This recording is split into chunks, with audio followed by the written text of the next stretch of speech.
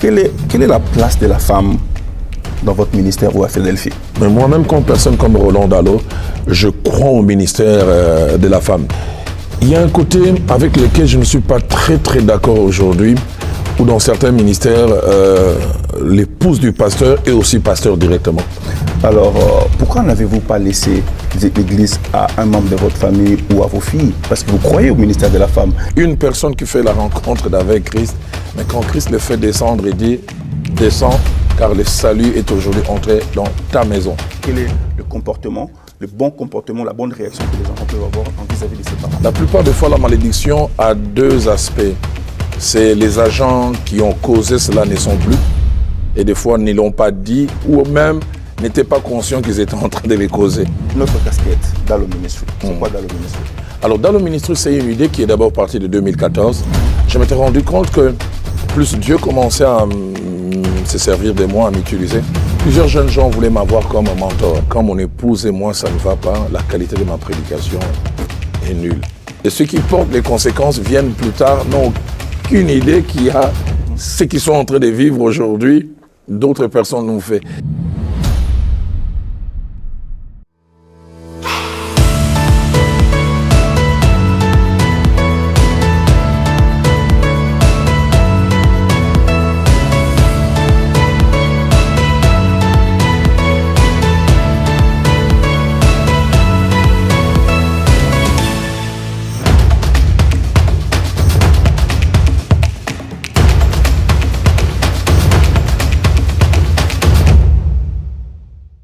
Frères et sœurs dans les Seigneurs, c'est votre frère bien-aimé, Junior Bonpetit.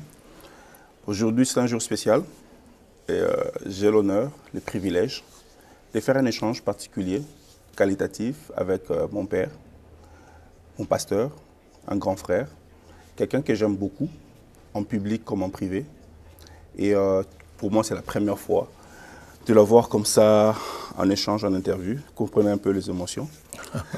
Donc, il est ici dans la ville depuis un certain temps. Alors, je voulus, comme nous avons commencé ces séries d'entretiens avec des hommes de qualité qui viennent de notre ville, nous avons fait leur faux passer avec l'honorable Thomas Louaka. Vous avez beaucoup aimé, j'ai eu beaucoup de feedback.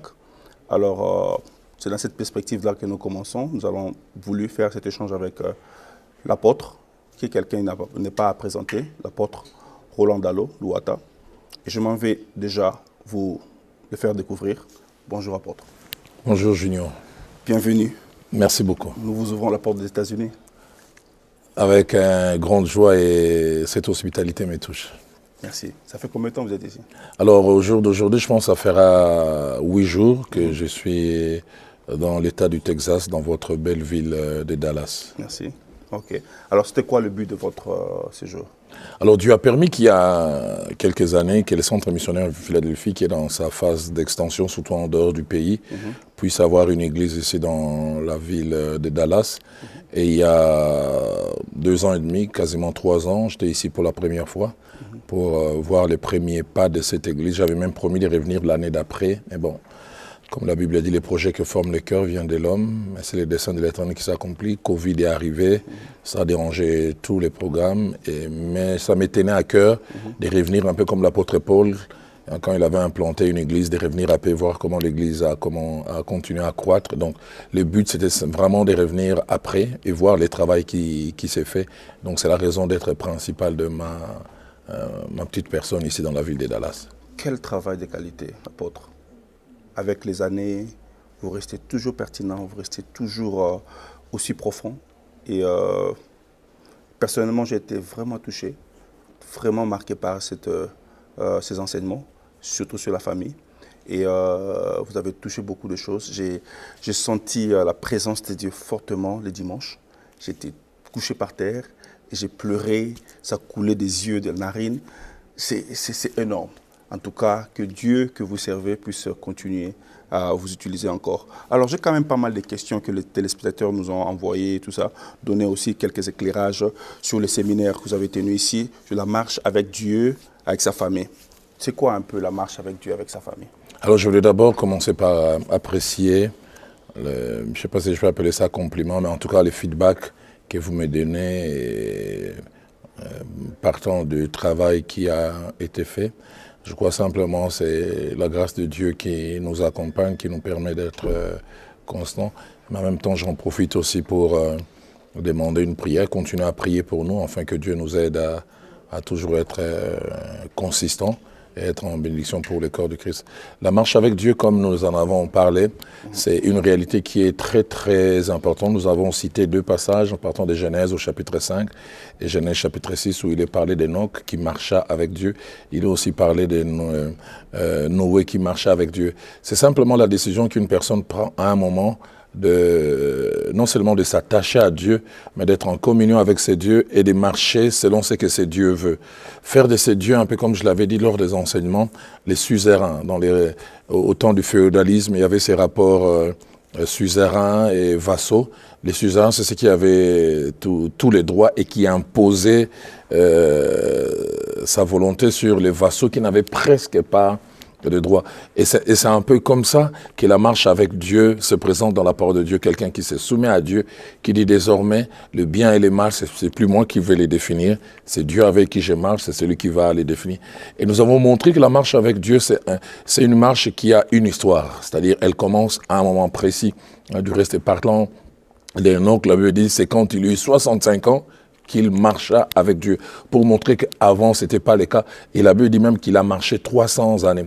Autre chose aussi que nous avons eu à dire concernant cette marche, que je trouve d'une grande importance, c'est que la marche avec Dieu coûte. Elle va t'écouter de te séparer de certaines personnes.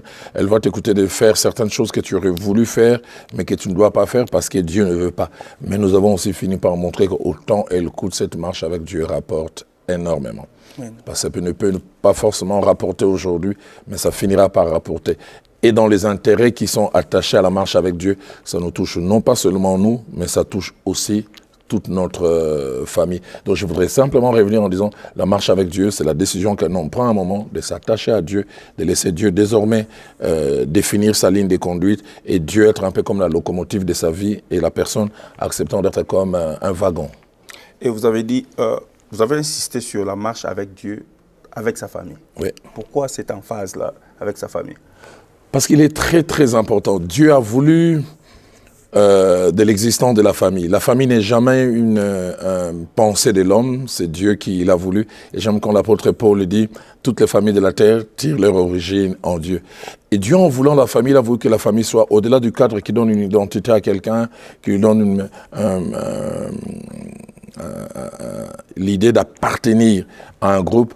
La famille est un cadre de formation de la personnalité. La famille est un cadre de transmission de la foi et la transmission des valeurs. C'est pour cela, nous n'avons aucune idée. J'en ai parlé. Les jours où Zachée fait rencontre avec Christ, et je peux dire commence à marcher avec Dieu, c'est une personne qui fait la rencontre avec Christ. Mais quand Christ le fait descendre, il dit, descends, car le salut est aujourd'hui entré dans ta maison. C'est une personne qui a pris la décision, mais finalement, c'est toute la maison qui va en profiter.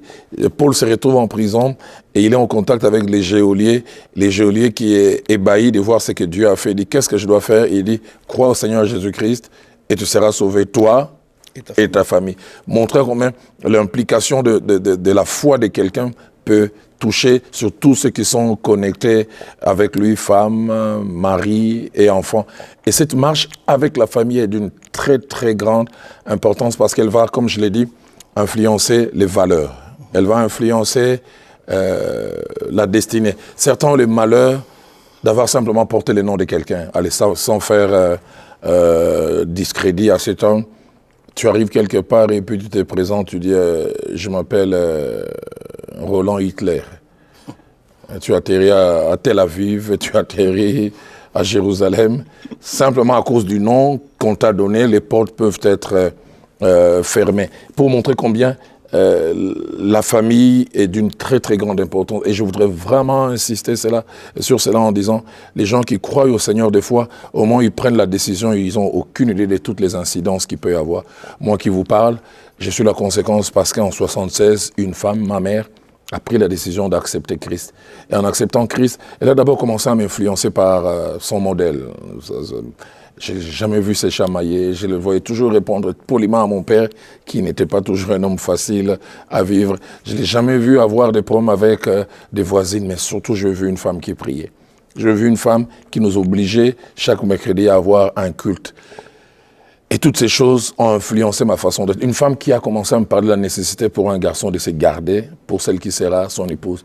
J'ai dit, plusieurs n'ont pas mené le style de vie que j'ai mené parce que simplement ils n'ont pas eu la grâce comme moi d'avoir une personne qui a cru au Seigneur et qui a pu transmettre des valeurs. Donc, la famille est d'une très, très grande importance. Et j'aime souvent quand j'enseigne sur la famille, on se dit, les personnes que nous voyons en dehors, dans la société, dans la rue, assumant des responsabilités, l'usine qui fabrique ces genres de personnes, c'est toujours la famille. Et si vous le permettez, je donne ces deux exemples. Eliezer, qui est le serviteur d'Abraham, rencontre une jeune fille qui s'appelle Rebecca et il demande des services en élevant la barre très haut. La jeune fille à qui je demanderai de l'eau, qui non seulement va me donner de l'eau, mais sera prête aussi à faire boire mes chameaux, c'est celle-là qui sera l'épouse du fils de mon maître. La barre, vraiment très, parce qu'il semble un seul chameau, c'est quasiment 80 litres, et il y en avait des dizaines. Et cette jeune fille, proposition lui est faite. Elle dit non seulement qu'elle va donner de l'eau à Eliezer, mais elle va aussi donner de l'eau au chameau. Et la Bible dit, Eliezer restait là, étonné, et finalement il demande de qui est-elle fille. Qu'est-ce qu'Eliezer veut dire? Il veut dire, quelle est l'usine qui a fabriqué cette personne de qualité? Parce qu'il sait que les qualités ne sont jamais des générations spontanées. David est en train de voir Goliath qui est en train de mépriser le peuple de Dieu sur les champs de bataille. Et finalement, il va calmer Saül en disant que personne ne se fasse du tort, j'irai combattre cet homme. Et finalement, Saül essaie de le décourager, il dit, j'ai eu à tuer un ours, j'ai eu à tuer un lion. Quand David s'avance, la Bible dit que Saül se retourne et il regarde son général Joab et il dit, de qui est-il fils? Qui a fabriqué ces champions? Ces jeunes hommes très jeunes, mais plein de foi et plein de courage, pour montrer combien la famille est d'une très, très grande importance. Et le petit constat que j'ai eu à faire, aujourd'hui dans ce temps moderne, l'une des attaques du diable, c'est de vouloir fragiliser la famille, que la famille n'existe plus, en donnant une définition mondaine de la famille, où ces cadres où la formation de la personnalité est censée se faire ne puisse plus exister. Et je pense, au-delà de bien d'autres enseignements que l'Église apporte, c'est très important que l'Église enseigne régulièrement sur la famille.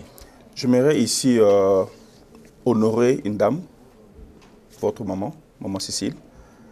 Et nous avons vu, il y a une vidéo qui fait buzz à la toile pendant le séminaire. Vous avez pleuré lorsque vous parlez de votre maman. Cela montre à suffisance quel est l'impact qu'elle a eu dans votre vie. Ouais. Et vous lui êtes reconnaissant. C'est Dieu, mais par elle. Ouais. En tout cas, j'aimerais dire merci beaucoup à maman, là où vous êtes, que le Seigneur puisse fortifier votre corps. En tout cas, nous avons besoin de Cécile en dizaines, en milliers, en millions. En tout cas, maman, merci. Si nous apprécions l'apôtre qui est mon père, qui est mon grand frère, c'est par vous, c'est grâce à vous. Et merci beaucoup pour ça. Alors, pasteur, vous avez dit quelque chose pendant le séminaire, que la parenté est un privilège, mais beaucoup plus une responsabilité. Ouais. Je vais paraphraser, la Bible dit dans Colossiens 3, 20, « Enfants, obéissez à vos parents, obéissez en toutes choses à vos parents, car cela est agréable dans le Seigneur. » En 21, il dit, « Père, n'héritez pas vos enfants des pères qu'ils naissaient de courage. » Nous avons vu des cas où les enfants sont polis, respectueux, mais qu'il y a des parents vraiment qui se comportent vraiment pas d'une manière décente. Alors, quel est le conseil des enfants vis-à-vis de ses parents qui ont des ajustements pareils? Et quelle est la responsabilité? Vous avez dit, le cadre de transmission, il faut avoir le temps. Nous vivons ici, peut-être le contexte au pays, c'est différent. Ici, lorsqu'on dit « time is money », c'est vraiment ça, quoi. Donc, quand c'est 8 heures du travail, c'est 8 heures du travail, pas 8 heures au travail. Alors, comment concilier ces deux réalités, le monde et tout ça, avec avoir le temps de transmettre ces valeurs aux enfants, et aussi les parents qui ne se comportent bien? Quel est le comportement, le bon comportement, la bonne réaction que les enfants peuvent avoir vis-à-vis de ses parents? Alors j'irai dans 4 directions. La toute première direction, je voudrais dire, ce principe qui est très très important, c'est que la qualité des parents influence la qualité des enfants.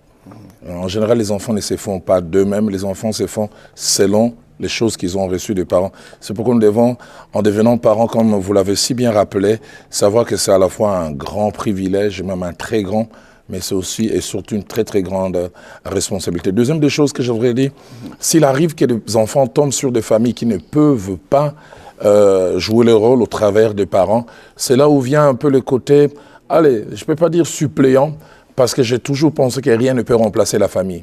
Mais l'Église, au travers des enseignements que j'ai apportés, peu de fois corrigé légèrement. C'est pourquoi, comme je disais tout à l'heure, au-delà de tous les enseignements que l'on peut donner sur le retour de Jésus-Christ, sur le fruit de l'esprit, les dons spirituels, l'Église aussi doit de temps en temps parler sur la famille.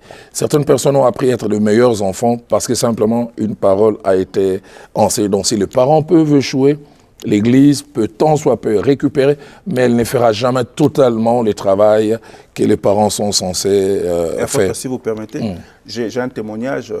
Alors à Kinshasa, vous avez tenu un séminaire Honore ton père et ta mère. Je ne sais pas si vous vous rappelez. Oui, très bien. Et ce séminaire m'a été utile. Et j'ai perdu mes deux parents. Et je n'avais pas eu de bonnes relations avec mon père. Et ce séminaire m'a aidé à honorer mon père. Wow. L'aider pendant les moments difficiles de sa vie. Pendant qu'il était malade, j'ai soutenu tout. Et j'ai presque enterré mon père seul. Wow. Et vous étiez là au deuil. Donc vraiment, sur ce côté-là, l'Église a un rôle à jouer. Très, très grand rôle à jouer. Donc ça me permet de toucher les deux autres points.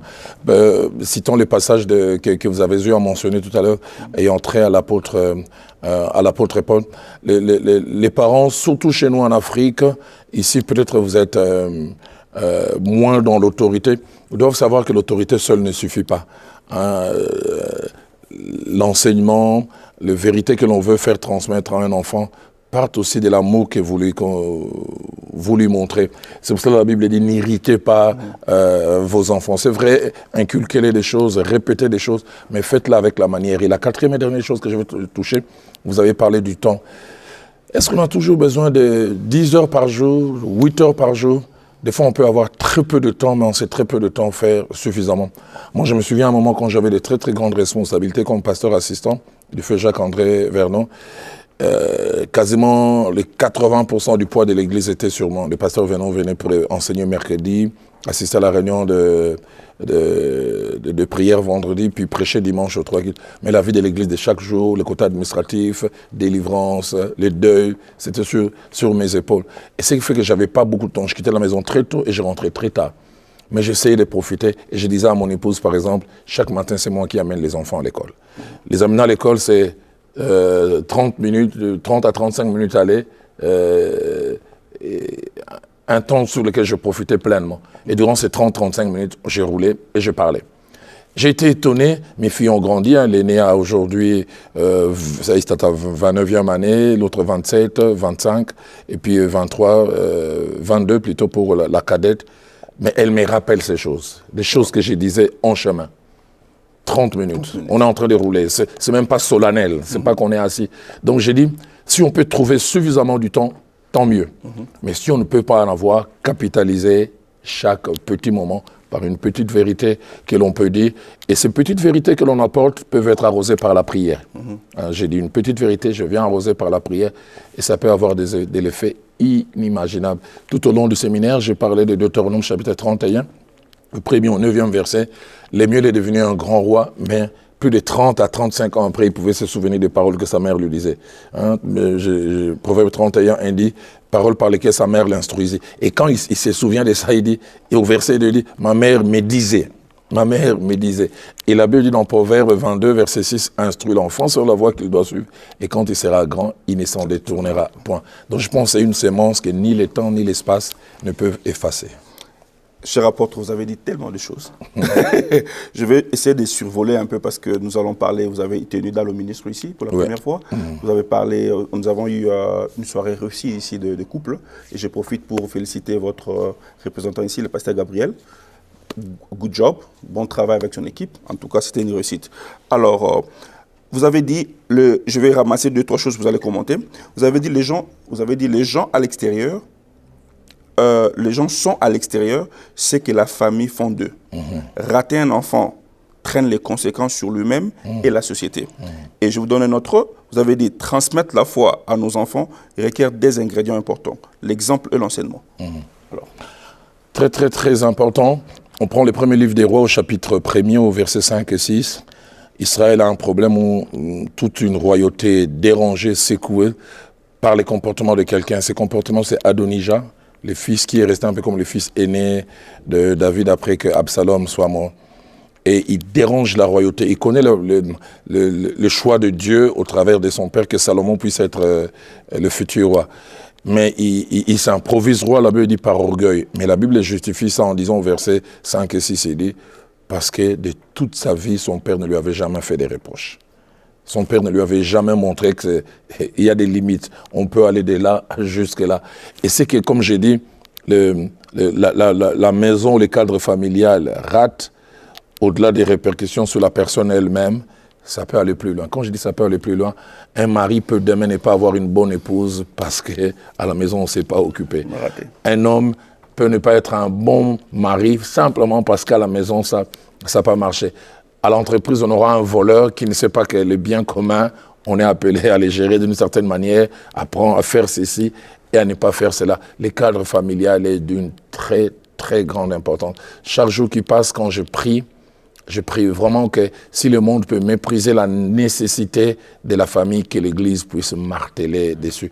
Les vertus, la politesse, savoir demander un service, s'il vous plaît, ce sont des choses qui ne viennent pas du ciel et qui se mettent dans la bouche d'un enfant. C'est quelqu'un qui doit les imprimer. Je me souviens combien de fois, si ces jours pouvaient parler, ces jours vous diront combien de fois la main de mon père a eu à la manière des Africains à faire la visite en disant on ne tend pas la main à un aîné, on dit bonjour par la bouche et c'est l'aîné qui te tend la main. Mais il m'a fallu du temps. C'est quelqu'un qui a eu à faire cela. Aujourd'hui, j'essaie de faire la même chose à mes enfants. Donc, je voudrais insister sur cette réalité très, très importante en disant combien il y a cette nécessité que le cadre familial puisse être conscient que c'est lui qui fabrique la personne du dehors. La deuxième notion, vous avez mentionné, c'était laquelle? Je parlais de transmettre la foi à nos enfants requiert des ingrédients importants, l'exemple et l'enseignement. Très, très, très important. Et là, j'ai mentionné les psaumes de David, je pense les psaumes 101, au verset 10, où il dit « Je marcherai dans l'intégrité de mon cœur au milieu de ma maison ». Au soir de sa vie, David a pris conscience combien, avant qu'on puisse ouvrir la bouche et transmettre des enseignements, l'exemple était quelque chose de très, très, très, très important. Or, pour être un exemple, il faut d'abord avoir soi-même. Et je prie, en tant que parent, que nous puissions savoir, et j'en ai parlé tout au long de la semaine, que par exemple, la première idée du mariage que les enfants se font, ce n'est pas au travers des livres, ce n'est pas au travers des documentaires, c'est au travers des parents qui voient comment on est mari de quelqu'un, comment on est épouse de quelqu'un. Mais ils voient aussi comment on est parent. J'ai parlé avec ma fille aînée qui dit « J'essaie de reproduire tout ce que je veux maman être avec nous ». J'ai dit « Ah bon? Mais quand tu dis tu vas reproduire, tu copies ?»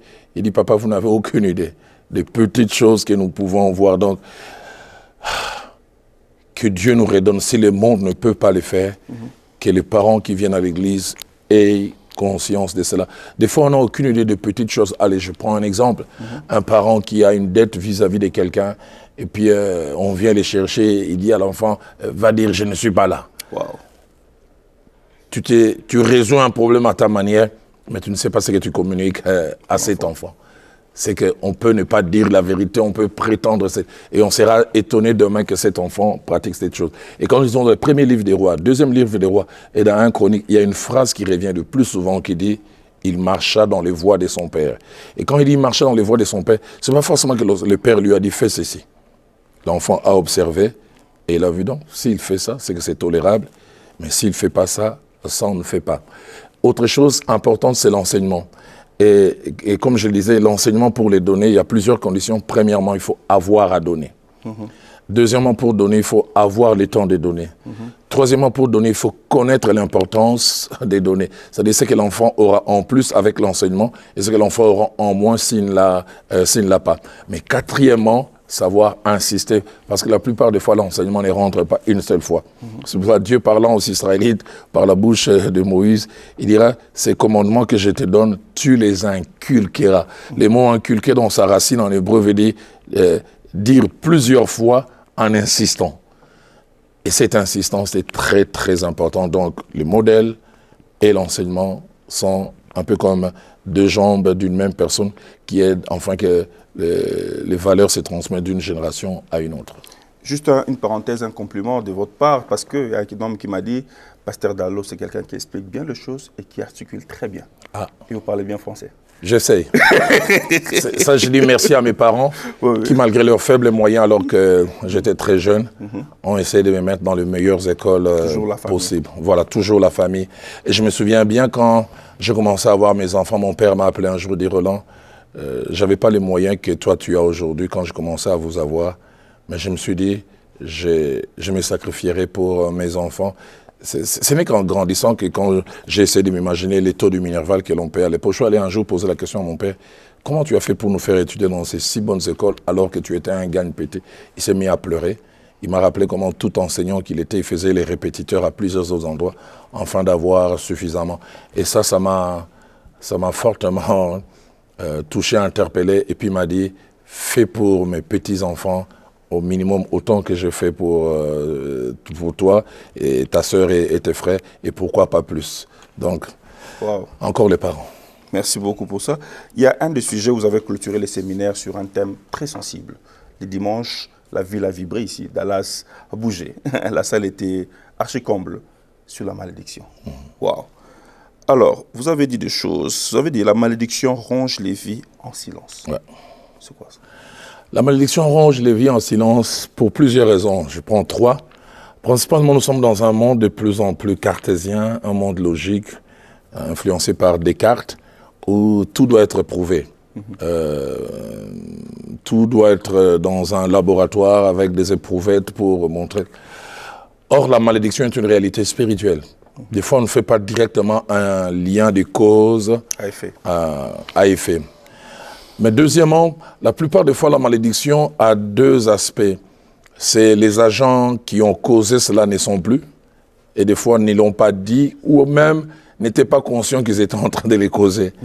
Et ceux qui portent les conséquences viennent plus tard, n'ont aucune idée qu'il y a ce qu'ils sont en train de vivre aujourd'hui, d'autres personnes l'ont fait.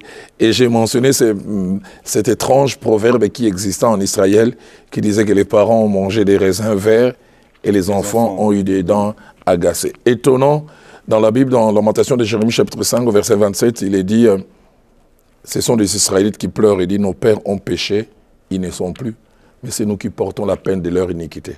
Donc ceux qui ont causé la chose sont partis, et d'autres sont aujourd'hui en train de souffrir. Mais troisièmement, la malédiction fait mal, comme j'ai essayé de le dire, parce que elle vous amène à un niveau à la fois de découragement, de frustration, mais surtout des complexes.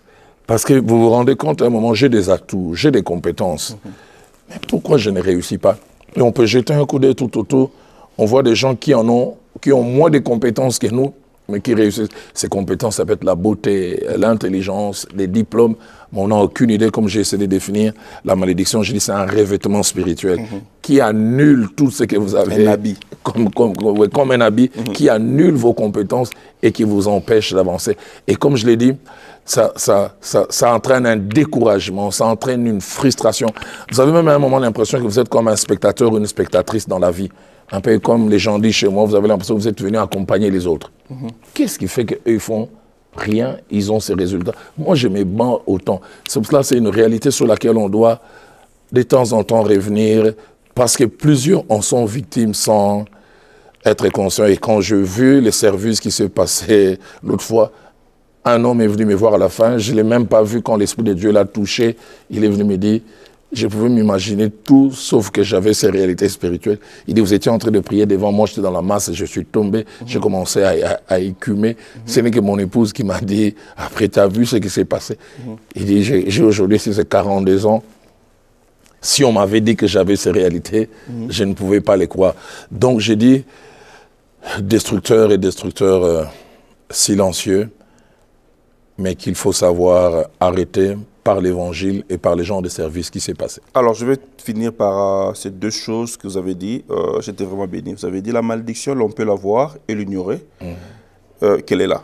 Et c'est la meilleure stratégie du diable. Ouais. Et j'ai dit la dernière fois, vous avez dit, la malédiction, quelle que soit leur force, la durée, elle peut être annulée et révoquée. Très, très important. ces deux notions que vous avez eues en mentionnant. Le diable aime souvent dans le travail faire croire qu'il n'est pas là. Et c'est ça sa force. Il essaie de passer inaperçu, mais les effets sont tellement présents que celui qui a un œil spirituel, des fois sans avoir prié, peut se dire, là il y a quelque chose qui ne va pas. Comment cette personne a autant d'atouts? C'est pour ça que je pense aussi que la révélation est très très importante. Et quand je dis toute malédiction a une date de péremption, peut s'arrêter, c'est important parce que la Bible, parlant de Jésus-Christ, quand il est venu sur terre, il avait dit, il s'est fait malédiction, afin que nous puissions obtenir la bénédiction. Et j'ai vu dans la vie de plusieurs personnes, j'ai même donné ce jour-là en terminant l'exemple de cette jeune fille, où la malédiction s'est montrée par ces relations qui s'arrêtaient de manière cyclique. Elle s'engage avec un garçon, on fait le premier pas en rapport avec l'officialisation du mariage ou de la relation, mais c'est chaque fois, quelques jours avant qu'on passe à l'étape supérieure. Et ça s'est passé 5 fois, c'est la 6e fois qu'elle a commencé à dire il y a quelque chose qui ne va pas. Et finalement, elle est débarrassée de cette malédiction par une grande délivrance que Dieu a opérée. Et quelques temps après, j'ai toujours souvenir, ça c'est l'un des mariages les plus émouvants que j'ai eu à bénir. La mariée pleurait parce qu'elle avait conscience qu'elle avait franchi un mur infranchissable. Mais l'officiant que j'étais pleurait aussi parce que je voyais la bonté de Dieu. Et je voudrais vraiment insister en disant, c'est vrai, on ne doit pas tout mettre sur le compte de la malédiction. Parce qu'il y a certaines choses qui peuvent arriver, un manquement, un manque de sérieux. Mais la malédiction est une réalité. Mais en Christ, la malédiction n'a plus sa place. Amen, amen. En tout cas, pasteur, merci beaucoup pour ce séminaire-là. Alors, notre casquette, Dallo Ministry, c'est quoi Dallo Ministry? Alors, Dallo Ministry, c'est une idée qui est d'abord partie de 2014. Je m'étais rendu compte que plus Dieu commençait à se servir de moi, à m'utiliser, plusieurs jeunes gens voulaient m'avoir comme un mentor, avoir un moment d'échange, que les quelques richesses, si je peux parler ainsi, que j'ai eu spirituellement, que je les mette à leur disposition. Alors au départ, quand c'était un jeune, 2, ça allait. Finalement, ça a commencé à être 10, 15, 12. Ça me demandait chaque semaine de prendre un rendez-vous, 1 heure avec celui-ci, 1 heure avec celui-là. Avec les charges familiales, préparer les cultes, ça commençait. Alors finalement, j'ai commencé à leur dire, est-ce qu'on peut se retrouver une fois la semaine à mon bureau un samedi? Comme ça, au lieu que je vous prenne individuellement, on se retrouve ensemble, je vous donne des enseignements et je prie avec vous. C'est parti au départ 12 personnes. 2 semaines après, on était à 24. La 3e semaine, on était à 30. J'ai dit, alors là, je pense que mon bureau ne convient plus. Et je me souviens, nous sommes allés à un hôtel de la place. Où nous avons eu notre première réunion en octobre 2014. On était à 48. Et depuis lors, Dieu a permis que la chose puisse s'étendre à un niveau inimaginable. Aujourd'hui, chaque fois qu'on a une réunion à Kinshasa, il y a un minimum de 3000 à 3500 serviteurs de Dieu. Et la joie que j'ai dans mon cœur, c'est que 3 choses se passent. La première, c'est que je permets à une génération de ne pas forcément commettre des erreurs pour apprendre. Je mets à leur disposition à la fois des enseignements, mais je partage aussi mes erreurs en disant, moi je me suis trompé là, et vous n'avez pas forcément besoin de passer par les mêmes expériences négatives pour arriver aux mêmes conclusions. La deuxième chose, c'est que je me rends compte que des jeunes gens ont un bagage au bon moment. Allez, moi je peux dire en tant que prédicateur, en tant que même serviteur de Dieu, dans plusieurs domaines, j'ai été aussi comme un peu un autodidacte. Je me suis formé moi-même par les livres, mais ces jeunes gens, la plupart, ils ont les bagages qu'il faut avant qu'ils ne puissent avoir des responsabilités. Et puis, troisièmement, je bénis Dieu parce que j'estime que, et ça c'est ce que Dieu m'avait dit quand Dallo Ministry commençait, il dit ces enseignements seront comme un vaccin. Et je pense que la réalité actuelle nous permet de mieux comprendre cela. Un vaccin nous permet de nous protéger contre une maladie future qui peut s'inviter. Et quand je regarde en arrière, je vois quasiment 8 ans après, j'ai dit merci au Seigneur. Parce qu'aujourd'hui, dans le ministère qui a commencé à Kinshasa, on a fait presque les 3/4 des provinces du pays. On commence maintenant à faire l'Afrique. J'ai été à Bujumbura la fin de l'année passée. Dans le cadre de le ministère. Toujours dans le cadre de le ministère. J'ai été à Yaoundé, au Cameroun. Au mois de fin novembre, j'étais à Dakar Ça, c'est l'un de mes meilleurs souvenirs de l'année 2021, des hommes de Dieu venus de toutes parts. Et je me souviens même un pasteur nigérian a écouté, il veut m'inviter à Lagos, je pense Dieu voulant, au mois de juillet pour aller apporter l'expérience que nous partageons avec Dalo Ministry. Et comme je l'ai dit, je pense que les jours où je partageais ma plus grande joie aujourd'hui est plus attaché, allez, certains peut-être comprennent cela mal, à ce que j'apporte dans le ministère au travers des enseignements aux serviteurs de Dieu, qu'à ce que j'apporte en tant que prédicateur à l'Église. L'Église est un fardeau, mais devient un fardeau secondaire dans mon cœur. Le fardeau principal, c'est dans le ministère pour influencer les serviteurs de Dieu. On reviendra sur ça, si on connaît quelque chose. Alors, ici, vous avez parlé sur un thème très intéressant, la vie et le parcours d'Abigaël et de Jean-Marc. Abishai, sorry. Et d'Abishai et de Jean-Marc. Les deux étaient des adjoints et non des leaders principaux. C'est quoi? Qu'est-ce que vous poursuivez dans cet enseignement? Alors le but était, il y avait un double but. Le but c'était d'abord de montrer le parcours de deux personnes. Hein. Abishai qui a été longtemps un lieutenant de David et puis Jean-Marc, je peux dire aussi qui a été une sorte de lieutenant, d'abord de Pierre et puis de Paul. Et puis il a fini aussi par être à côté de Barnabas. D'un côté, montrer la nécessité de la loyauté. Quand on regarde la relation de David avec Abishai, on se rend compte que plus les années passaient, plus Abishai était très attaché à David. Abishai était prêt, entre guillemets, à mourir pour David. Nous l'avons mentionné dans 2 Samuel, chapitre 21, quand les descendants de Goliath, Jishbi Benob, a voulu faire du mal à David à un moment où David était fatigué. La Bible dit que c'est Abishai qui est venu à son secours. En allant attaquer cette personne, Abishai s'est mis en danger parce que Jishbi Benob pouvait les tuer. Mais la grande question qu'on peut se poser, c'est qu'est-ce qui peut amener un homme à mettre sa vie en danger en allant secourir une autre personne? Mais on se rend compte que c'est un retour de l'investissement. Et j'ai insisté ce jour-là en disant, et j'ai essayé de vouloir être le plus équilibré. Un merveilleux enseignement est en train d'être donné depuis une quinzaine d'années sur la loyauté, dans les rapports père et fils dans le ministère. Et je dirai jamais assez merci au Seigneur pour cet enseignement. Mais je m'étais rendu compte que dans la manière de communiquer cet enseignement, il y a un côté déséquilibré. Quelque chose qui manquait. Ou quelque chose qui manquait. La plupart des personnes qui enseignent, ils insistent plus sur les devoirs des enfants vis-à-vis des pères. Et je pense que les enfants en ont. Mais des fois, on oublie que la loyauté, comme mon pasteur, le frère Jacques-André Vernon disait, la loyauté produit la loyauté. C'est pas seulement aux enfants d'être loyaux vis-à-vis des pères, c'est aussi aux pères d'être. Et je disais tout à l'heure, ce jour-là, en définissant la loyauté, c'est le fait de s'attacher à quelqu'un, de protéger ses intérêts, d'être sincère avec lui, mais non seulement en sa présence, même en son absence. Et ça, le père exige cela des enfants. Mais il y a des pères qui, derrière le dos, son fils a venu enseigner, il dit, mais ce petit-là, il est un bon à rien. Tu m'abaisses. Mais tu t'attends que demain, moi, je ne fasse pas ça de toi. Si moi, je fais ça de toi, c'est grave. Mais si toi, tu fais ça de moi, ce n'est pas grave. Mais quand on voit la relation David et Abishai, on se rend compte que finalement, Abishai devient un homme loyal à l'extrême. Mais quand on étudie, on se rend compte que cette loyauté à l'extrême, c'est une sémence. David a placé des choses dans sa vie. Il a pris, tel que 1 Samuel 22, 1 à 2 les montre, quand il n'était rien. Il a été patient avec lui devant ses lacunes. Et nous avons montré plein de lacunes que Abishai avait.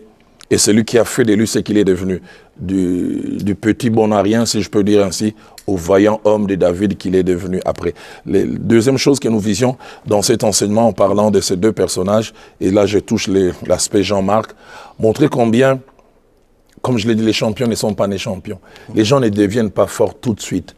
J'ai montré combien dans 1 Samuel, plutôt dans Actes des Apôtres, au chapitre 15, versets 36 à 41, que Jean-Marc a commencé par être faible. Tellement faible même que l'apôtre Paul l'a repoussé parce qu'il estimait qu'il n'était pas résistant, consistant.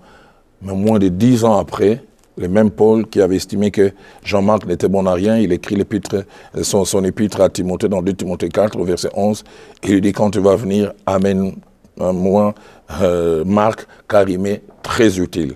Qu'est-ce qui s'est passé? Quelque temps avant, il n'était pas utile et qu'il devient utile parce qu'il a eu la possibilité d'avoir un homme, et là, tout l'intérêt des Barnabas dans nos églises, Barnabas qui est appelé fils d'exhortation, qu'il a récupéré et qu'il a aidé à sa guérir. Et j'ai insisté combien, des fois, certaines personnes n'arrivent pas à devenir ce qu'elles doivent devenir dans le ministère parce qu'on ne leur a pas fait cadeau de la patience. Et quand je parle de la patience, je parle du temps. Croire que ce que quelqu'un n'est pas aujourd'hui, il peut le devenir demain. Et ça, c'est le bel exemple de Jean-Marc. En tout cas, cher apôtre, je sais que vous allez avancer rapidement, votre temps est précieux, mais je vais quand même laisser comme ça sur des choses qui m'ont personnellement touché. Vous avez dit, vaut mieux choisir ceux qui sont loyaux que ceux qui sont compétents. Pour vous, la compétence n'est pas aussi importante? Alors là, j'aimerais encore citer mon pasteur, le frère Jacques-André Vernon. Il disait, si Dieu vous fait grâce d'avoir des collaborateurs qui sont à la fois loyaux et compétents, vous êtes un homme béni. Et je pense que c'est vrai, ces deux qualités sont d'une grande importance. Mais il dit finalement, si vous devez avoir des gens qui n'ont que l'une des deux qualités, c'est-à-dire à choisir l'une et manquer l'autre, il disait mieux vaut avoir la loyauté que d'avoir la loyauté et manquer la compétence, que d'avoir la compétence et manquer la loyauté. Et dans la vie en général, même dans les entreprises, mais surtout dans l'œuvre de Dieu, la loyauté est d'une très très grande importance. Et le fait Jacques Vernon insistait en disant, la loyauté, elle est facile, elle peut être créée, et puis elle demeure. Mais si quelqu'un la manque, des fois c'est très très difficile de la placer. Par contre, les compétences, on peut toujours les placer même dans quelqu'un qui les manque. C'est pour ça que j'ai dit loyauté dans l'œuvre de Dieu, c'est quelque chose sur laquelle on doit insister. Mais comme je l'ai dit, on doit insister en travaillant pour que ça existe. Et moi, j'essaie de fabriquer des collaborateurs loyaux. Ça manque jamais des gens, malgré l'investissement que vous avez en eux, comme un Judas Iscariote. Il a fini par trahir Jésus, malgré l'investissement. Mais je pense que c'est un cas sur 12. Les 11 autres sont restés loyaux. Et combien il est important que nous puissions marteler sur ça, travailler sur ça, afin que nous-mêmes nous puissions dire, cette loyauté qui m'est redonnée en retour, j'ai semé dedans. En tout cas, cher apôtre, très bien, merci beaucoup. Et je dois vous dire que vous êtes un homme loyal. Et je vois plus d'une prédication, vous cessez de citer votre père, votre pasteur, le frère Jacques-André Vernon. Chaque fois que vous le citez, ça prouve à suffisance que vous êtes un homme loyal. On doit vous le dire pendant votre vivant. J'essaie de le dire.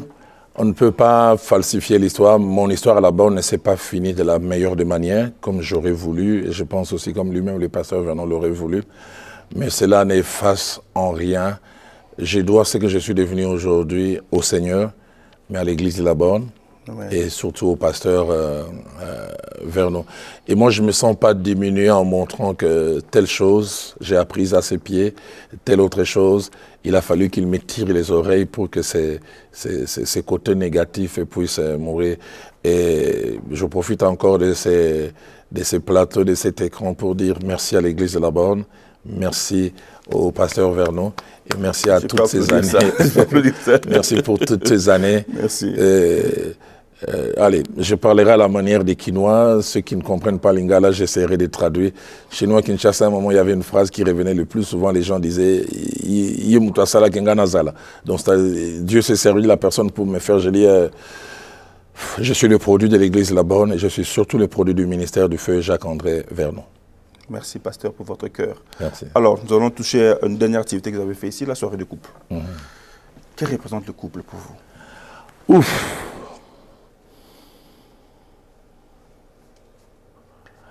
Beaucoup de choses. L'un des grands fardeaux que Dieu m'a donné en m'appelant au ministère, il m'a appelé à l'enseignement, à influencer les personnes, les jeunes. Mais le point focal de mon ministère, je pense aussi, c'est la famille. Et dans la famille, je parle de la famille en général, mais des couples. Les couples, c'est important parce que les enfants viennent après. C'est quand entre un homme et une femme, ça va, que ça peut entraîner toutes sortes de choses. J'ai apporté un enseignement dernièrement dans la grande ville de Lubumbashi, qui est au sud-est de notre pays. Et le thème, c'était les trois bénéfices de l'harmonie conjugale.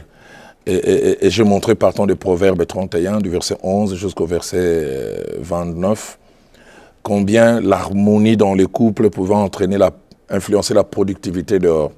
On l'avait dit dans Proverbe 31, verset 21, puis verset 23, parlant de cet homme, la Bible dit quand il siège au milieu des anciens de la ville, il est apprécié. L'original dit, il est apprécié parce qu'il est performant. Les gens sont étonnés. Comment cet homme est performant dehors? Mais le verset 12 nous donne la réponse en disant, il a une femme qui lui fait du bien et c'est là tous les jours de sa vie.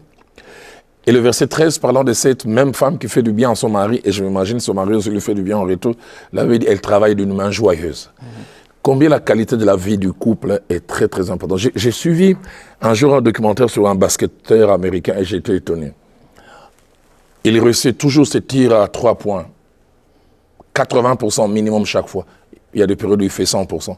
Mais l'entraîneur l'a vu sur 5 matchs, il commençait à réussir seulement 10%.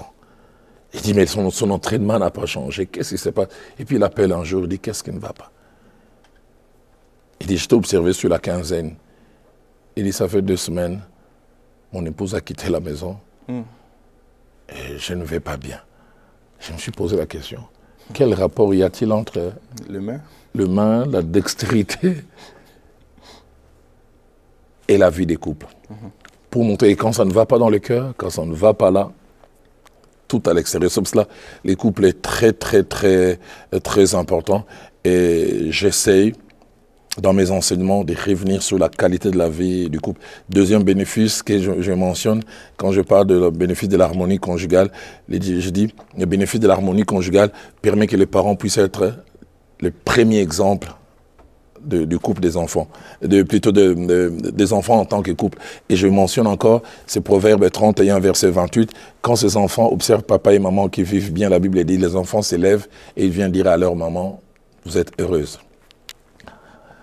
Vous l'avez dit tout à l'heure, je citerai encore le feu Jacques-André Vernon, qui disait qu'un mari ou un père, ou plutôt un père, peut estimer qu'il a réussi son mariage quand il a des filles et qu'il peut entendre ses filles dans leur moment de prière dire « Seigneur, donne-moi un mari comme je veux papa l'être pour maman. » Ou ils peuvent entendre des garçons dire « Donne-moi une épouse comme je l'ai vu maman l'être pour notre papa. » Et ça montre l'aspect important. Troisième bénéfice que j'ai mentionné, je paraphrase un peu et je résume un peu cette prédication. L'apôtre Pierre dit à nous les hommes, il dit « Faites montre de sagesse dans vos relations avec votre femme. » Et dit enfin que rien ne vienne faire obstacle à vos prières.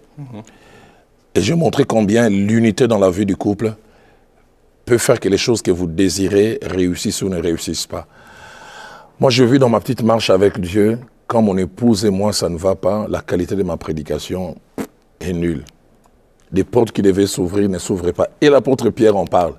Il dit, quand ça ne va pas entre vous, même vos prières ne seront pas exaucées. Donc, pour revenir, pour dire encore combien les couples est d'une très, très grande importance par rapport à notre qualité de vie. Alors, ici, vous avez développé sur le thème les conflits conjugaux, causes, conséquences et gestion.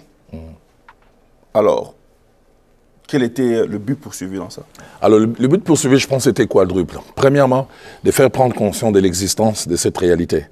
Les conflits, c'est-à-dire les moments où on n'a pas les mêmes points de vue sur un sujet, on a des intérêts divergents, où l'on s'écogne en termes de choses que l'on vise à atteindre. Faire prendre conscience que ça existe, mais faire prendre conscience aussi que ce n'est pas une réalité si anormale que ça. J'en ai parlé lors de l'enseignement en disant, si dans un couple, les 2 conjoints sont d'accord sur tout et tout le temps, il y a 2 options. Soit ils vivent un miracle, Dieu leur a fait grâce. C'est un miracle. Oui, 2, ou alors il y a quelqu'un qui ne s'exprime pas. Dans les conflits, c'est inévitable. À un certain niveau, en termes de teneur, en termes de quantité. Mais je vis aussi avec le temps, plus vous apprenez à vous connaître, plus vous anticipez. Je vois par exemple la quantité et même la qualité des conflits que Viviane et moi avions au début. Il n'y en a pas aujourd'hui parce qu'on a appris à se connaître. Ah non, Viviane, si je lui parle sur ses tons, elle va se fâcher. Viviane, si je lui fais la remarque en public, Roland, mais au départ, je n'avais pas la connaissance de la personne. Donc, il a fallu qu'on se cogne les têtes pour que désormais, certaines choses deviennent... automatisme. Là. Voilà, automatisme. On apprend à arrondir les angles. Deuxième objectif que je visais au travers de cet enseignement, c'est amener les gens à savoir les conséquences qu'il y a derrière les conflits conjugaux, surtout s'ils sont mal gérés. Et je dis les conflits conjugaux entraînent d'abord, premièrement, l'irritation simple, et puis un éloignement émotionnel. Cet éloignement émotionnel peut des fois aussi entraîner un éloignement physique. Plus de communication. Et si ce n'est pas bien géré, des fois, c'est la porte ouverte à l'infidélité conjugale. On s'éconne la tête souvent, on ne parle plus. Et j'ai dit aussi, les conflits conjugaux répétés entraînent une frustration. Une frustration tellement forte qu'on commence à dire, est-ce que c'est le conjoint ou la conjointe de ma vie? Et les divorces, on les pense d'abord et puis finalement on les propose. Troisième objectif que nous visions, c'était montrer que les conflits conjugaux doivent être gérés. Doivent être gérés en tant qu'enfants de Dieu. Et nous avons montré combien pour gérer les conflits conjugaux, il y avait la volonté. Très important. Quelles que soient les têtes qui s'écollent, savoir se mettre avec l'autre, dire on veut et on doit arranger. Et deuxièmement, pour arranger cela, il fallait les dialogues. Que vous les vouliez ou non, mettre ensemble, parler, s'écouter l'un et l'autre. Et puis à la fin, l'humilité. C'est lui ou celle qui estime que j'ai été fautif ou j'ai été fautive, demande pardon. Et l'autre aussi peut pardonner l'offense. Et la dernière des choses que nous avons voulu, en visant cet enseignement, et je pense que vous l'avez aussi constaté, c'est qu'au-delà de l'enseignement que nous avons donné théorique, nous avons laissé la possibilité au couple de parler. Et moi, j'ai essayé de circuler quelque temps.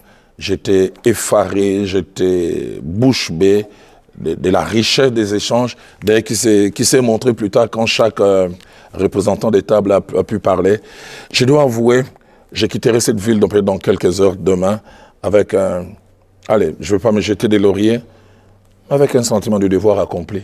C'est vrai qu'on n'a pas abordé les sujets jusqu'au bout, on pourrait encore revenir, mais quand j'ai vu la réaction des gens et la joie des gens en partant, j'ai dit, waouh, Seigneur, merci d'avoir placé cette thématique dans mon cœur et d'avoir permis que plusieurs puissent non seulement entendre cela, mais prendre bonne note de cela et rectifier sûrement une certaine manière de faire et d'être. Merci beaucoup, bon boulot. Mais je profite quand même pour vous féliciter. Vous allez fêter dans quelques mois vos 30 ans. Ça sera le 17 octobre 2022. On va fêter nos 30 ans. Félicitations, Maman Viviane. Peut-être qu'on viendra les fêter ici. Soyez les bienvenus. En tout cas, nous sommes en train de discuter, de clôturer notre émission. Quelle est la place de la femme dans votre ministère ou à Philadelphie? Alors, je répondrai en deux temps. Je ne voudrais pas d'abord apporter une réponse à moi personnelle. Je fais partie d'une communauté qui s'appelle les Assemblées de Dieu, qui ont commencé chez vous, ici aux États-Unis, et qui sont passés par l'Europe, et puis finalement. Et les Assemblées de Dieu ont eu à avoir, comment je peux dire là, une progression dans la place de la femme. Et je pense aussi une progression liée aussi à des changements dans la société. Autrefois, les Assemblées de Dieu étaient très, très rigides, surtout les Assemblées de Dieu de France. Et je me souviens des enseignements que j'ai entendus à l'époque, des missionnaires qui étaient venus de la France. Pour eux, on ne pouvait pas confier à une femme un leadership dans l'église locale. On ne pouvait même pas laisser la femme prêcher. Certains allaient même plus loin en disant que si c'était dans la pensée de Dieu que finalement des femmes puissent diriger, Jésus aurait dû placer une femme parmi les 12 apôtres. Et ça, c'est seulement... Jusqu'à ce point. Jusqu'à ce point. Mais en même temps, quand on essaie d'étudier l'enseignement de l'apôtre Paul dans le Nouveau Testament, il nous amène à dire qu'il n'y a ni juif, ni grec, ni homme, ni femme. Et on voit même l'exemple d'un homme comme Priscille avec sa femme Aquilas qui ont eu à accomplir beaucoup. Donc la première position, c'est celle des Assemblées de Dieu qui était rigide au départ, mais qui avec le temps s'est ouverte. Aujourd'hui, on trouve des merveilleuses femmes qui apportent merveilleusement la parole de Dieu et qui enrichissent beaucoup. Donc ça, c'est la position de la communauté à laquelle je fais partie. Mais moi-même, comme personne comme Roland Dallot, je crois au ministère de la femme. Mais j'essaie toujours d'apporter un équilibre. Cet équilibre, je vais dans 3 directions pour en parler. Première direction, il y a un côté avec lequel je ne suis pas très, très d'accord aujourd'hui, ou dans certains ministères, l'épouse du pasteur est aussi pasteur directement. Je crois que Dieu nous appelle individuellement. Et il est possible qu'on soit à côté d'un homme de Dieu, mais qu'on ne soit pas forcément appelé. Le pasteur Venot disait, un homme de Dieu peut avoir à ses côtés une femme qui a aussi un appel à temps plein, une femme qui a un appel auxiliaire, c'est-à-dire moi je prêche l'évangile, elle est conductrice de louanges, elle est monitrice à l'école du dimanche. Mais troisièmement, je prêche l'évangile et elle n'est que ménagère.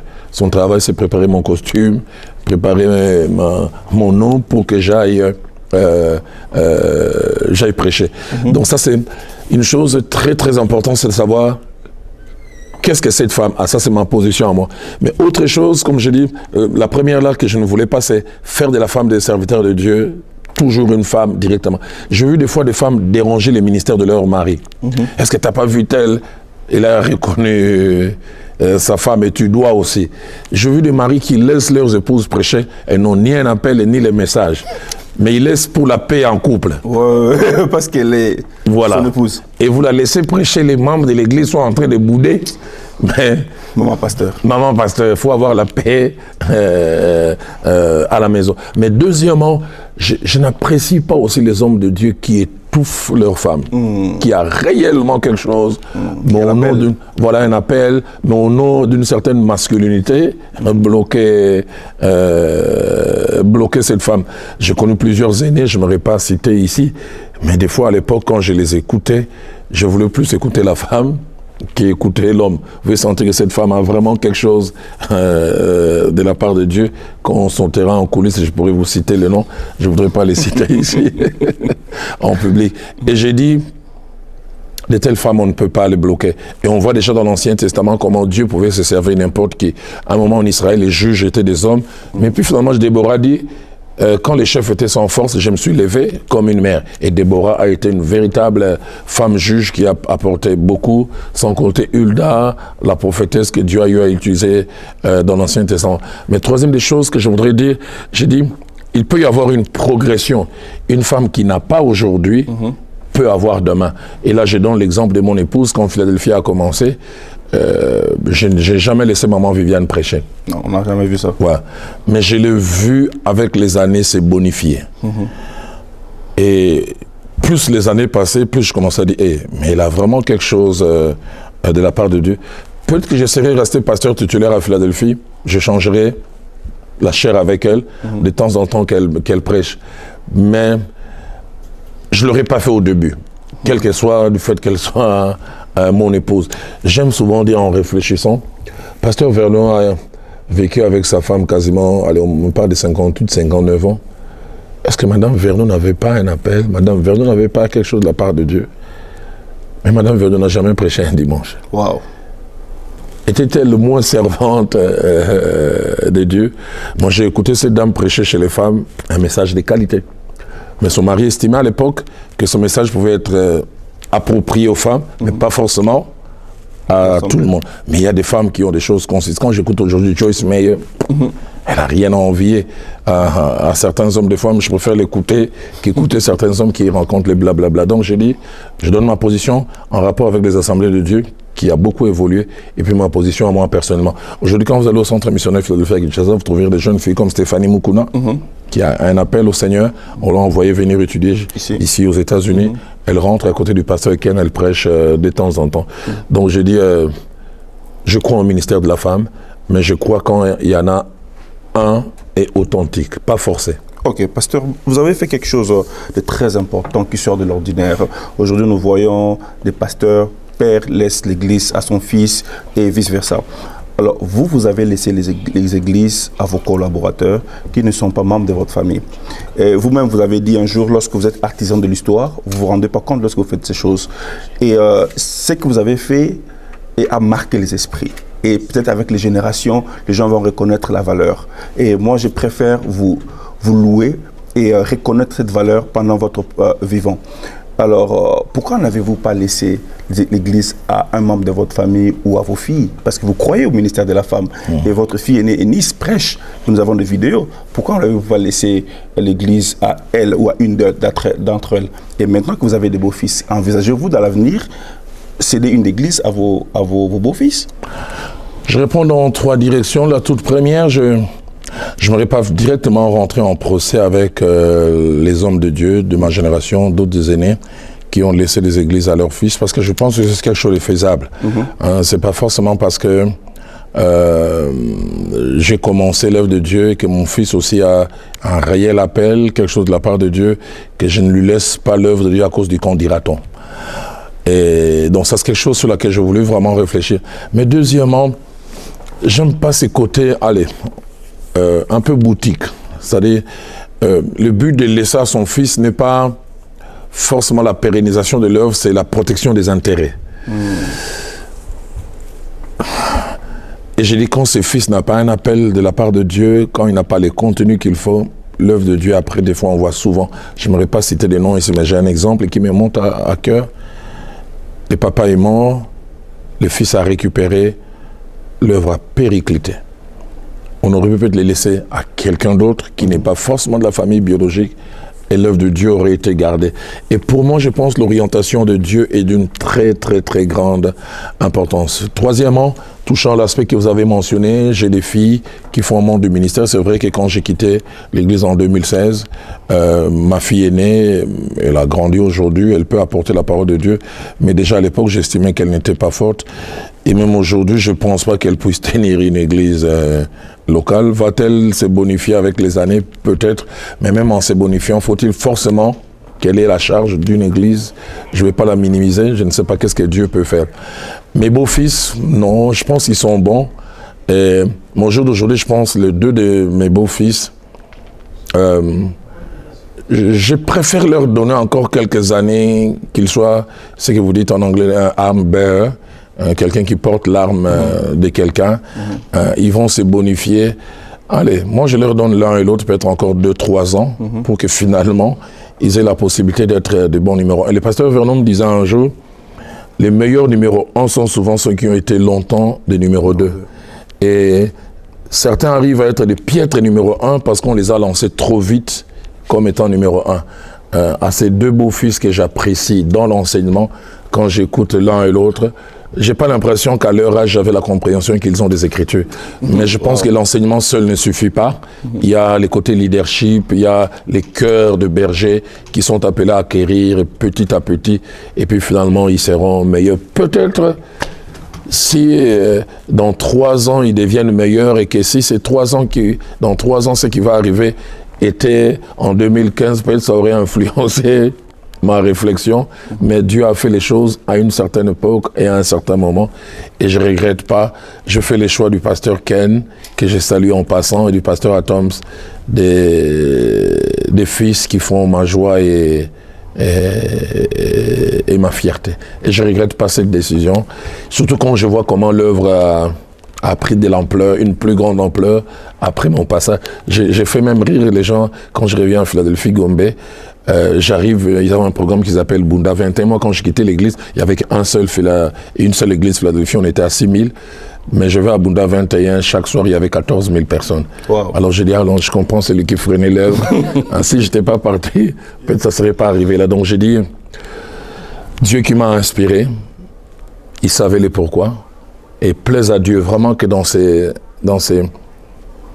problèmes de la succession, que nous mettons les sentiments de côté, que nous laissons la volonté de Dieu. Amen. Si la volonté de Dieu, c'est un fils, tant mieux.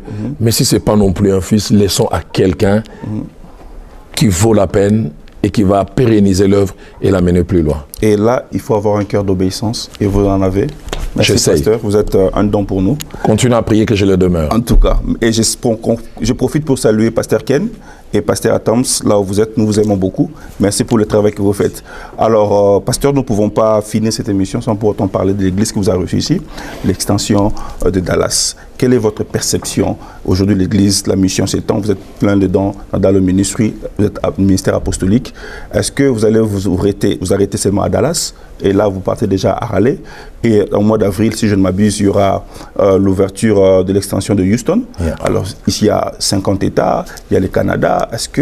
Comment vous voyez les choses? Et aussi, l'église, les gens qui nous suivent vont voir cette belle affiche BNT construite sur notre temple. Et nous sommes ici, la plupart des églises anglophones sont des propriétaires. Très peu, si pas très souvent, d'églises francophones sont que des locataires. Autant d'années ici. Et alors, comment voyez-vous ces choses pour que l'église de Philadelphie, Dallas, qui est la plus grande ici, la communauté congolaise en particulier, qui est plus grande ici à Dallas, alors comment vous voyez les choses? Dans quelles années, peut-être dans un futur un peu plus proche pour avoir un bâtiment, est-ce que vous allez financer ça? Comment vous voyez les choses? Un peu ça. Je vais poser un peu plusieurs questions. Non, et puis je comprends. Non, je prends 4 directions pour essayer de réagir. La première, c'est je voudrais d'abord jeter des fleurs au pasteur Gabriel Iolo et à sa merveilleuse épouse, maman Clémence. Allez, est-ce que je l'ai minimisé? Non, je pense pas. Mais je ne m'imaginais pas qu'en si peu de temps, ils allaient avoir qualitativement et quantitativement les résultats que nous voyons. Et là, j'ai des chapeaux, ça montre les ministères qu'ils ont, ça montre aussi les sérieux qu'ils mettent. J'ai vu les églises Philadelphie commencer dans plusieurs endroits dans le monde, mais je peux placer Philadelphie Dallas dans le premier chapeau, des extensions qui, quand ça a commencé, du coup, ça a fait boum. La deuxième des choses que je voudrais mentionner, c'est la joie de voir en si peu de temps. Je l'ai vu avec notre église de Kisangani. On avait envoyé le pasteur Chico, qui en moins de quelques 5 ans a eu à ouvrir 5 à 6 extensions. Wow. Et allez, moi je l'appelle évêque, je l'appelle bishop, on en parle souvent en rigolant. Mais je suis en train de voir quasiment le même élan partir avec pasteur Gabriel. Là, vous avez parlé des rallyes qui existent déjà. Houston qui est en préparation. Et j'ai entendu parler d'autres villes. Je n'aimerais pas citer ici pour que l'adversité ne s'élève pas déjà trop vite. Mais on sent un dynamisme dans une sorte de ministère apostolique derrière lui. Et j'ai béni Dieu. Je prie vraiment que Dieu nous aide à progresser. Troisième direction que je prends, et là j'apprécie vos mots. J'ai été dans une église dimanche passé pour ne pas la citer, la montagne de prière, et j'ai été frappé de voir non seulement les temples, mais de voir les grands terrains qu'ils ont. Et ils m'ont fait comprendre qu'en quelques années, ils ont pu acquérir. Et je dis dans mon cœur, Seigneur, aide-nous très rapidement. Parce qu'en tant que locataire, vous avez une instabilité, les loyers qui montent. Et j'ai vu des fois des gens, bon, Dieu merci, nous sommes les seuls à occuper la salle. J'ai vu cela à Paris ou ailleurs, des fois une même salle, plusieurs personnes que vous débordez juste de 10 minutes, les gens qui commencent à vous rappeler à l'ordre, vous n'avez pas la liberté de faire plusieurs choses. Et je pense qu'il y a vraiment cette nécessité que nous puissions avoir en chez nous et que Dieu nous aide à l'avoir le plus vite. Et ça me permet de toucher les 4 et derniers points. J'ai béni Dieu pour les efforts qui sont faits avec bâtissons notre temple, et j'ai entendu comment les choses ont été lancées, mais je le crois fermement, les efforts seront conjugués. Donc Kinshasa fera sa part, et je vais essayer vraiment de pousser les autres enfants qui sont là, et puis vous-même aussi sur place, vous faites quelque chose et nous mettons les tout ensemble. Nous sommes en train depuis quelque temps de penser à quelque chose qu'on aurait dû commencer il y a quelque temps, qu'on a appelé une caisse missionnaire, parce qu'on a des églises qui financièrement sont très fortes et d'autres qui les sont moins. Et nous sommes rendus compte que si nous devons laisser chaque église locale acheter en son temps, selon les moyens, on n'arrivera jamais. On en pensait faire une caisse, et dans cette caisse, on s'est dit, chaque église mettra chaque mois les 5% de ses revenus. Je n'aimerais pas citer ici les 5%. Par exemple, quand moi j'étais là comme pasteur à Philadelphie, on sait que ça peut représenter. Mais on a fait simplement des projections comme ça. On s'est rendu compte que si on mettait ces 5% chaque mois, on peut avoir un minimum de 18 à 22 000 $ chaque mois. Donc, ce qui fait que sur 12 mois, on peut arriver d'avoir entre 240 et 260 000 $. Et qui peuvent aider énormément. Philadelphie Gombe, aujourd'hui, n'ont plus un problème d'endroit. Philadelphie Funa et Lubumbashi n'ont plus un problème d'endroit. Kinkole n'ont plus un problème d'endroit. Kisangani n'ont plus un problème d'endroit. Mais d'autres églises Philadelphie, j'ai entendu par exemple l'une des églises à un endroit avec 55 000 $, ils peuvent avoir non seulement un endroit, mais même avec une petite maisonnette dedans. Et là j'ai dit, si on est fort comme ça, je pense, en 5 ans, toutes les églises peuvent avoir un endroit. Et ma conclusion a toujours été, une église qui a une adresse définitive, c'est une église, entre guillemets, sur le plan humain qui est sécurisée. C'est-à-dire, vous avez une adresse et vous savez que vous n'allez pas bouger. Mais si vous n'avez pas une adresse, vous êtes à la merci des bailleurs ou surtout des caprices des bailleurs. Donc, nous vous prions vraiment que ce programme de Lèvons-nous et bâtissons ici aille très vite avec l'apport de ceux d'ici. Et puis, Kinshasa aussi qui va faire quelque chose avec moi-même derrière comme étant une impulsion. Alors, je vais vous donner un tout dernier mot dans le cadre de cette émission, faire appel aux chrétiens, de toutes nationalités, les francophones qui sont ici, les Sénégalais, les Ivoiriens, les Gabonais, les Congolais, j'en connais beaucoup, qui sont fatigués, découragés par certains comportements des hommes de Dieu qui restent à la maison. Vous voyez, et vous avez un très bon témoignage, l'Église porte un très bon témoignage à votre parcours.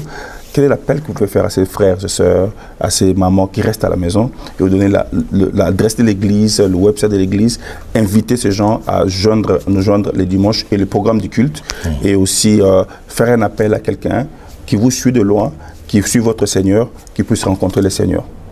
Alors je vais rapidement en disant, Dieu a permis que le centre missionnaire Philadelphie puisse exister ici dans la belle ville de Dallas. Et nous essayons par la grâce de Dieu de rester à la fois biblique et scripturaire pour ne pas me répéter. Et Dieu nous a donné un ministre de Dieu, pasteur Gabriel Iolo, qui est ancré dans la sainte doctrine, un évêque, selon vraiment 1 Timothée chapitre 3. Et nous essayons à la fois par nos prières, mais aussi par l'accompagnement, d'essayer de l'aider à avoir une certaine forme d'éthique. Mais au-delà de cela, c'est un enseignant de la parole de Dieu, chose qui de plus en plus se fait rare. Et nous voudrions vous encourager, là où vous êtes, à savoir qu'il y a un endroit, je ne dis pas que c'est le seul, un endroit où si vous venez, je crois que vous ne serez pas déçus, vous entendrez un message, Dieu va vous édifier, va vous enrichir, Dieu va vous aider vous-même aussi à passer peut-être du stade simplement d'un venant ou un adhérent à l'Église à un serviteur de Dieu. Et vous allez voir par la bande passante toutes les informations attachées à l'Église, le nom de l'Église, le centre missionnaire de Philadelphie, l'adresse que vous voyez sur cette bande passante, avec les heures et les jours de réunion. Je voudrais vous inviter en disant, venez. Vous ne serez pas déçus parce que Dieu a placé un homme avec un message et puis avec un caractère. Qu'est-ce que j'ai dit encore en finissant? Je m'appelle Roland Dallot. Aujourd'hui, je suis serviteur de Dieu, mais je ne l'ai pas toujours été. Il y a 37 ans en arrière, j'étais un pécheur, perdu, et même amenant d'autres à la perdition. J'ai eu la grâce d'entendre le message de l'Évangile qui m'a été prêché sur ce passage où il est dit « Quiconque se livre au péché est esclave du péché ». Et je me souviens, ce jour-là, on a martelé, j'ai pris conscience de mon état de perdition. Je faisais partie d'une famille, allez, je peux dire religieuse, mais je n'étais pas sauvé parce que je n'avais pas une relation personnelle avec Christ. Mais le prédicateur a insisté en lui disant, si le Fils de l'homme vous a franchi, vous serez réellement libre. Ça fait 37 ans que j'ai eu à prendre cette décision. Je la regrette jamais et je la regretterai jamais. Cette décision a des répercussions dans les temps. Ça a changé ma qualité de vie.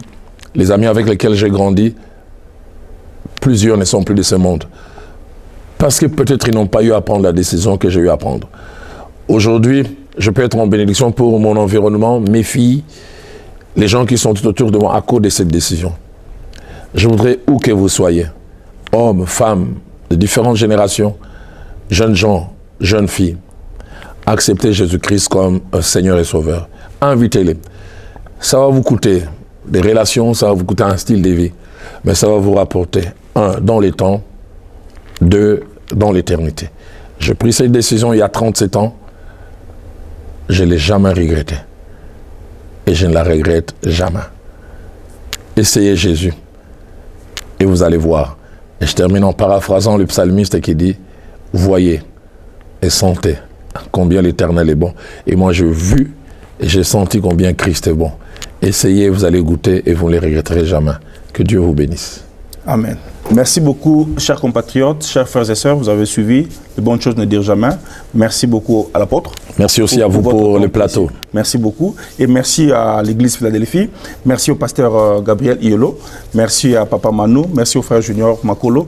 Merci à vous aussi. Vous avez donné votre temps pour nous suivre. Que Dieu vous bénisse et à très bientôt. Merci.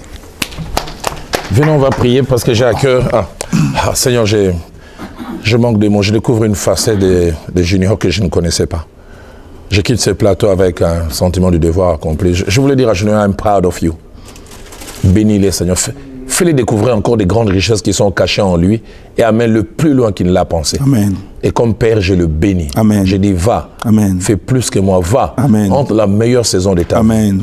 Au nom de Jésus. Amen. Amen.